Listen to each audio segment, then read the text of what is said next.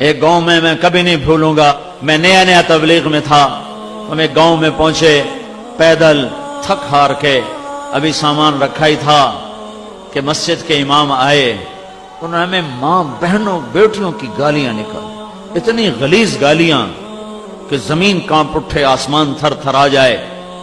اور میں بالکل نیا تھا تو انہوں نے بستی کے لوگ بلائے، انہوں نے ہمارے بستر اٹھا کے باہر پھینک دیے، اور پھر انہوں نے فرمایا مسجد دھوو، مسجد ناپاک ہو گئی ہے۔ مسجد میں تو کافر بھی آ جائے تو ناپاک نہیں ہوتے۔ میرے نبی کے پاس کافر ملنے آتے تھے، مسجد میں بٹھائے جاتے تھے۔ طائف کے کافر آئے، میرے نبی نے مسجد میں بٹھایا، یہ تو نہیں فرمایا مسجد دھو دو۔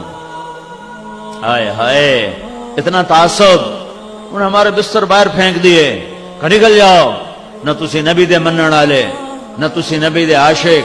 تو مجھے تو کوئی پتہ نہیں تھا، میں تو کالج سے سیدھا تبلیغ میں آیا، دین کا زیادہ پتہ نہیں تھا، یہ فرقے برقوں کا بھی کوئی پتہ نہیں تھا، لیکن میں خود اپنے اندر تجزیہ کر رہا تھا، یہ کیسے دعویٰ کر رہا ہے کہ میں عاشق رسول ہوں؟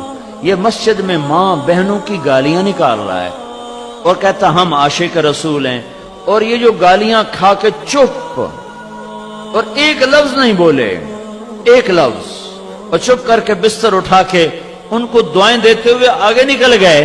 میں کہا اگر یہ گستاخ رسول ہیں تو پھر کیا ان کو عاشق رسول کہا جا سکتا ہے کہ جو مسجد میں کھڑے ہو کے ماں بہن کی گالیاں دے رہے ہوں اور مصلی رسول پر بھی کھڑے ہو رہے ہوں؟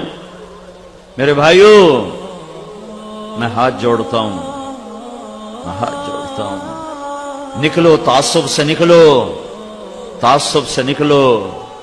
میں نے 3 گھنٹے ہو گئے مجھے بات کرتے ہوئے، میری کوشش رہی ہے کہ میں اسلام کو اجاگر کروں۔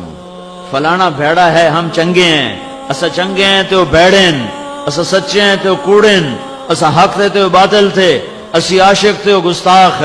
میں بھی کہہ سکتا ہوں، میں بھی تمہارے اندر نفرت کی آگ بھڑکا سکتا ہوں، لیکن میں نے اللہ کو جان دینی ہے، میرے اس بول کا مجھ سے حساب لیا جائے گا، مجھے اپنے اللہ کو جواب دینا ہے۔ امت کو توڑنے والا بول، امت کو توڑنے والا بول، یہ تو میرے بھائیوں کلمہ کفر کے قریب چلا جاتا ہے۔ تو امت بنو، امت بنو، امت بنو، ایمان والے بنو، اسلام والے بنو، باقی ساری نسبتیں ہٹا دو۔ تم سے پوچھو تم کون ہو، کہو جی ہم مسلمان ہیں۔ میں ایک جگہ تھا تو ایک ادھیڑ عمر شخص مجھ سے کہنے لگے پرانی بات ہے بیٹا تم کون ہو؟